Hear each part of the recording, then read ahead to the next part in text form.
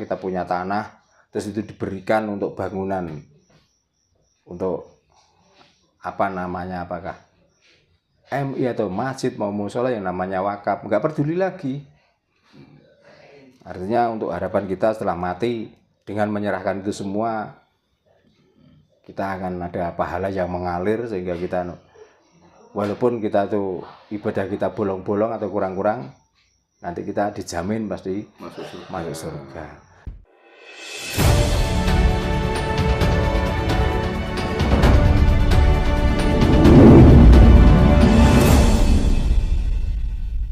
Ya kalau nggak percaya ya dibaca lah di surat apa itu yang menerangkan ara'aital ladzi yukadzibu biddin dan seterusnya, itu dibaca, itu apa artinya.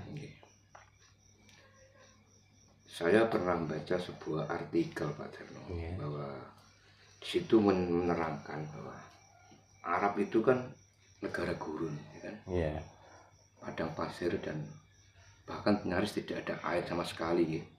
Nah, secara logika, jika suatu wilayah tidak ada air, kan negara gurun pasti kan tidak ada kehidupan, kan seperti itu Pak. Nah, untuk makan aja kan nggak ada. Nah, logikanya gini Pak, saya baca di artikel itulah, berarti kalau di negara gurun tidak ada air, tidak ada tumbuh-tumbuhan, pasti tidak ada manusia dong. Nah, jangan-jangan Islam itu juga nggak ada, bahkan Allah sendiri juga nggak ada.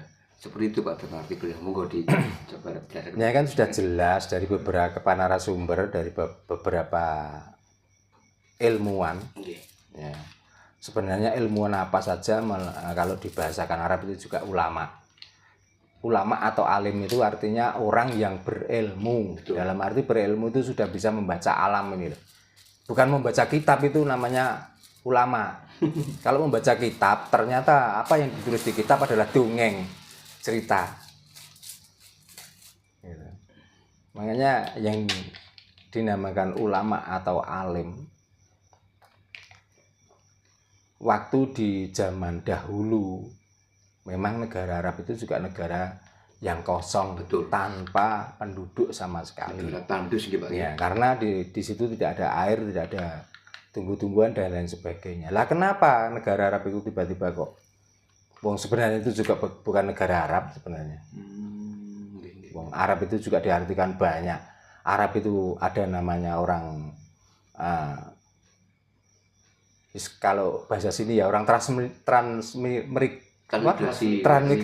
ya, orang transmigrasi dari negara lain yang waktu itu dia itu nggak punya tempat di sana. Akhirnya larinya di tempat-tempat yang jauh dari pemukiman, jauh dari negara.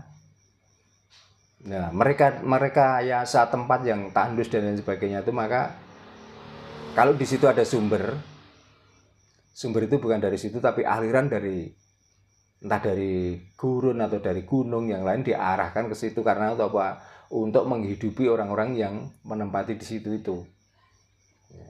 Makanya kalau di situ ada sumber mata air satu yang sampai sekarang dipuja-puja, ya bisa juga itu adalah bukan sumber dari situ. Betul. Bisa juga dialirkan dari danau atau dari sungai mana. Ya. Tapi karena orang itu supaya bisa makan bagaimana? Yaitu diklaim bahwa itu air mukjizat atau air suci. Itu seperti di sini, minuman toak itu banyak memabukkan. Tapi bagaimana supaya toak itu bisa laku? Ya kita beli, bisa menghancurkan batu ginjal, bisa ngobati mah dan lain sebagainya, kan sama saja. Tapi kalau sudah istilahnya itu diteliti dengan para ilmuwan secara medis, sebenarnya nggak bisa untuk mengobati penyakit itu. Tapi memang ini sudah terdogma dan orang banyak yang sudah percaya, ya maka ditetapkanlah toak itu untuk mengobati ginjal, untuk mengobati mah dan lain sebagainya. Lah mungkin di sana itu ada sumber mata air satu-satunya yang dekat di bangunan Ka'bah itu yang namanya air Zam-Zam. Ini yang dipuja-puja, yang katanya bisa menyembuhkan ini, menyembuhkan itu. bisa membawa berkah dan lain sebagainya. Buktinya, betul Pak. Banyak orang sakit yang mengharapkan air itu nyatanya kok sama. Setelah minum nggak apa-apa juga perginya ke dokter. Makanya sampai saya tuh ya maaf ya, negara Arab yang dinamakan Mekah sendiri itu seandainya nggak ada Ka'bah gitu melarat Pak. Bukan melarat lagi. Apa harga diri orang sana itu loh? Karena di situ terkenal bangsa primitif, 1, 2, bangsa kebodoh yang sangat luar biasa. Tentang ketuhanan, tentang peradaban, tentang yang lain-lainnya. Itu negara yang paling tertinggal dibanding negara-negara lain sebenarnya. Tapi karena bangsa kita sudah terdogma dan bangsa kita sudah terdoktrin, karena di sana dikatakan tanah suci, ya sudah kita ngeklaimnya juga tanah suci. Makanya setiap datang ke sana ya datang ke ke tanah suci. Setelah datang di sana nanti mengaku bahwa dia itu tamunya Allah. Nah itu loh. Terus sampai kapan Pak kita dibodohi terus Pak Terno? Ya makanya saya ajak waras, ayo waras supaya kita tidak terbodohi. Betul, Pak. Gitu loh. Sudah waktunya Pak ini. Ya sebenarnya waktunya sudah mulai kemarin. Cuman kita itu yang masih tela-telo ya masih goblok. Makanya selalu mengikuti itu. Itulah kita yang punya. Coba bayangkan. Di sini aja Sendang Asmoro. Ya. Sumber Bekti Harjo. Yang airnya jernih, yang bisa mengaliri sawah-sawah, yang bisa menumbuhkan tanaman, ya seperti Dinggalang. Ada sumber yang di atas gunung. Tapi adakah orang sini yang mensucikan sumber-sumber itu? Kan enggak toh? Enggak ada Pak. Nah, coba di sana ada sumber yang seperti sini, mendah neo. Kabeh ku marekno penyakit. Lah yang aneh. Lah di sini pun sebenarnya juga menyembuhkan penyakit loh. Dikala air itu mengalir di persawahan terus untuk tanam padi itu subur, lalu bisa menghasilkan buah yang namanya padi, nanti diseleb jadi beras dibuat nasi terus untuk makan. Nanti juga akan bisa menyembuhkan penyakit kaliren. Sudah jelas. Luar biasa ya. Nah, makanya. Tapi adakah? Coba air di sini nggak usah beli, ambil sepuasmu, aman. Nah di sana 1 jerigen aja berapa? Loh kenapa kok malah yang sumbernya sedikit malah airnya? Ya bener dijual mahal memang karena di sana tidak mencukupi kebutuhan orang banyak. Dan di sini karena lebih-lebih, makanya nggak harus dihargai. Mau dihargai ya percuma, airnya juga mengalir terus. Apa kira-kira air dari sana dengan air sini itu kalah? Kalau air sini kalah jernih, kira-kira kan malah kalah dibanding kejernihan air di sini. Di samping itu di sekelilingnya di mana ada sumber air yang sangat besar, di sekelilingnya banyak tumbuhan besar yang tumbuh, ya, dedaunan, rumput dan lain sebagainya, hijau royo-royo. Kala panas kita nggak harus mendirikan tenda untuk berteduh. Di sini ngaup di bawahnya pohon ringin wis keturun kok, saking nikmati. Lah itulah yang dinamakan berkah sebenarnya. Kadang saya tuh miris Pak melihat orang-orang kita, orang Nusantara terutama Pak, tiap tahun pergi ke sana kan hanya untuk mendapatkan gelar yang disebut haji Pak. Padahal kalau kita baca dia tahu dalam buku-buku sejarah tentang haji Pak. Haji itu kan berasal dari kata haj itu kan berkunjung Pak. Jadi intinya orang di luar Arab yang datang ke sana itu kan dinamakan haji kan seperti itu Pak Terno. Nah kenapa yang dinamakan berkunjung itu al-khat. Nah kenapa tapi khatnya sendiri itu artinya naik gitu. Nah, ya. Kenapa orang-orang yang sudah pernah ke sana datang ke sini seolah-olah kembali lagi haji itu kan sesuatu yang perlu kita sanjung-sanjung gitu, yang perlu kita hormati dan seperti itulah Pak Terno.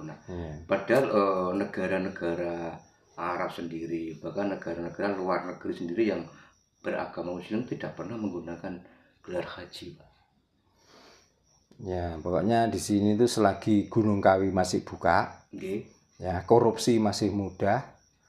Terus kalau orang-orang yang tanpa punya modal dua itu masih punya sawah luas, mempunyai kebun luas, dan masih laku dijual, ya karena hanya sekedar untuk kesana saja, ya kalau perlu dijual jual, kalau perlu hutang ya hutang, ya tinggal nunggu waktu saja. Kalau negara ini sudah tergadekan ke orang asing yang hanya untuk memenuhi syarat menjadi, katakan Muslim yang beneran,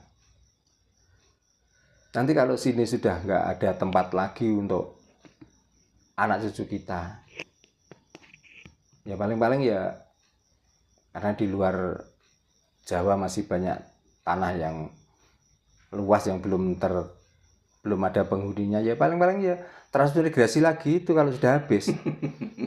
Tapi karena kebodohan kita, ya sebenarnya kita itu juga cuman dipanas-panasi, cuman dikompor-kompori, seolah-olah tanah Nusantara terjual semua pada Cina. Nah, Cina akan merajai di sini.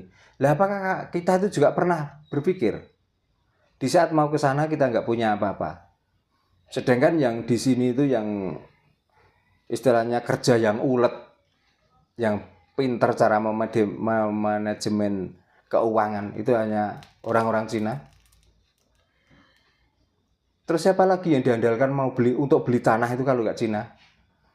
Karena Cina butuh pabrik, butuh jalan dan lain sebagainya. Gitu. Tapi nanti kalau sudah negara ini sudah tergadekan, sudah banyak ditempati Cina, seolah-olah pemerintah mengizinkan Cina masuk sini. Yang pemerintah Cina lagi, gitu, Pak. Padahal sebelumnya nggak peduli siapa yang membeli, yang penting laku. Betul. Karena untuk pergi ke sana, ya sudah nggak diperhitungkan. Salah kita sendiri, Pak. Iya. Karena kita itu nggak mampu melaksanakan syariat itu semua, kita punya tanah, terus itu diberikan untuk bangunan, untuk apa namanya, apakah MI atau masjid mau musola yang namanya wakaf, nggak peduli lagi. Artinya untuk harapan kita setelah mati dengan menyerahkan itu semua, kita akan ada pahala yang mengalir sehingga kita, walaupun kita tuh ibadah kita bolong-bolong atau kurang-kurang, nanti kita dijamin pasti masuk surga. Nah, kebodohan-kebodohan seperti itu mestinya kita itu, terutama generasi muda, generasi penerus bangsa, cobalah mari berpikir yang cerdas. Bukankah ini semua adalah kesalahan kita? Karena kita sebenarnya tidak paham dan tidak mau memahami apa yang selama ini kita jalani. Gitu. Berarti kalau begitu, orang itu kalau sudah terdogma agama, maka akan hilang kepandaiannya, akan menjadi orang goblok, menjadi orang bodoh. Pinternya cuma pinter cerita dan pinter membaca tulisan, tapi nggak pinter membaca alam dan situasi, gitu loh.